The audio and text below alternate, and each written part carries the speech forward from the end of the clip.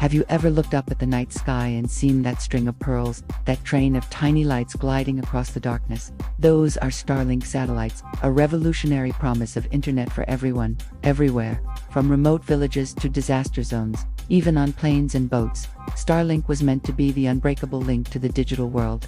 But what if I told you that this futuristic network, this backbone of modern communication, could be brought to its knees? What if the signal just vanished? That's not a sci-fi plot. It's a reality unfolding in the shadowy world of electronic warfare. Today, we're diving deep into the startling story of how Starlink, one of the most advanced satellite systems ever built, was successfully jammed. So, how exactly does Starlink work? Imagine a massive web of thousands of small satellites orbiting just a few hundred kilometers above us.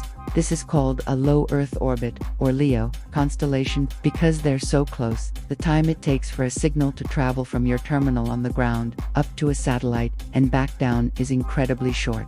This low latency is what makes Starlink feel as fast as fiber optic internet. Your personal Starlink dish, that pizza box-sized device, is a sophisticated piece of technology called a phased array antenna. It doesn't physically move. Instead, it electronically steers its beam to track these fast-moving satellites across the sky, seamlessly handing off the connection from one satellite to the next as they fly overhead. It's a delicate, high-speed digital dance. For a while, this system seemed invincible, a game-changer especially in conflict zones like Ukraine, where it provided a vital communication lifeline for military and civilians when traditional infrastructure was destroyed. Then, the problems began. Reports started trickling in from the front lines, drones falling out of the sky, communications cutting out at critical moments, and Starlink terminals going dark. The unbreakable link was being broken. The culprit, electronic warfare, specifically, a sophisticated form of jamming. Jamming is essentially a brute force attack.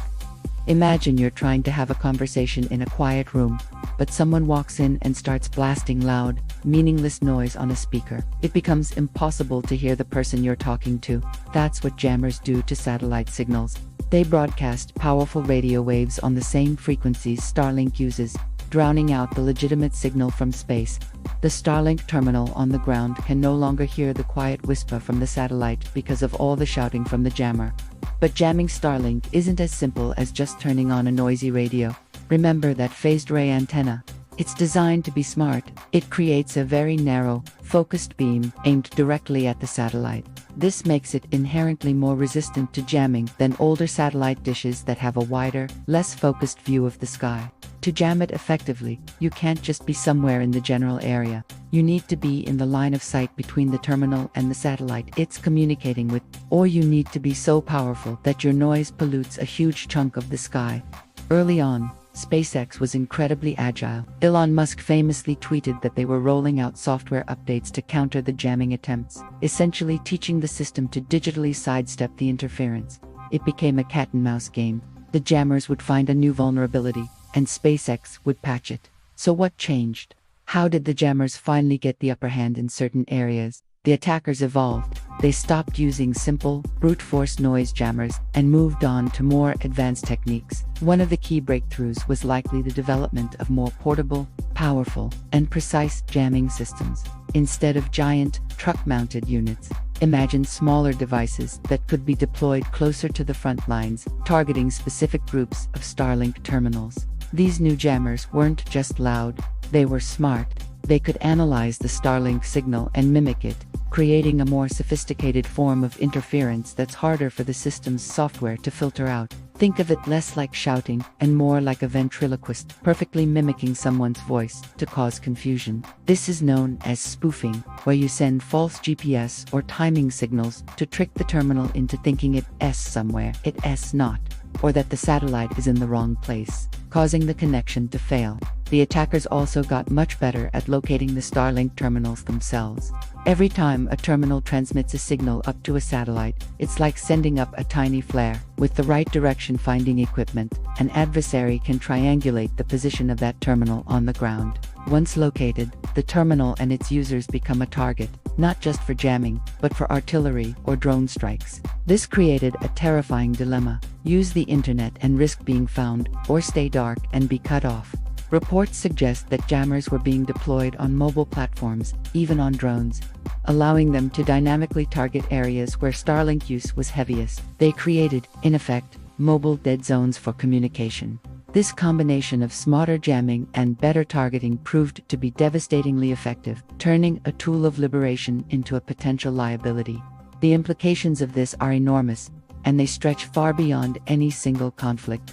We are entering an era where digital dominance is as important as air or sea superiority. The ability to control the flow of information to protect your own communications while denying them to your enemy is paramount. The jamming of Starlink is a wake-up call. It shows that even the most advanced, privately owned commercial technology can become a central battleground in modern warfare. This raises critical questions. What is the responsibility of a company like SpaceX when its civilian technology becomes militarized? How do we protect these vital communication networks that we are all becoming increasingly dependent on? It signals a new arms race, one that's fought not with bullets and bombs, but with algorithms, radio waves, and processing power.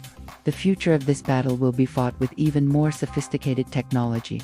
We're talking about AI-powered electronic warfare. Imagine jamming systems that can autonomously detect, analyze, and adapt to new satellite signals in real time, faster than any human operator could. On the defensive side, companies like SpaceX are already working on the next generation of Starlink satellites, likely with more powerful transmitters, advanced encryption, and the ability to rapidly hop between frequencies to evade jamming. They might even use laser-based communication links between satellites, which are nearly impossible to jam from the ground. It's a relentless cycle of innovation. For every clever defense, an even cleverer attack is being devised. The quiet contest happening in the skies above us is shaping the future of global security and our daily digital lives in ways we are only just beginning to understand. The string of pearls in the night sky is no longer just a symbol of global connection. It's a front line in a new, invisible war. Thank you so much for watching this deep dive. It's a complex and rapidly evolving topic, and it really highlights how interconnected our world has become. If you found this interesting, please hit that like button and subscribe for more content that explores the intersection of technology and our world. Let me know your thoughts in the comments below. Stay curious, and I'll see you in the next video.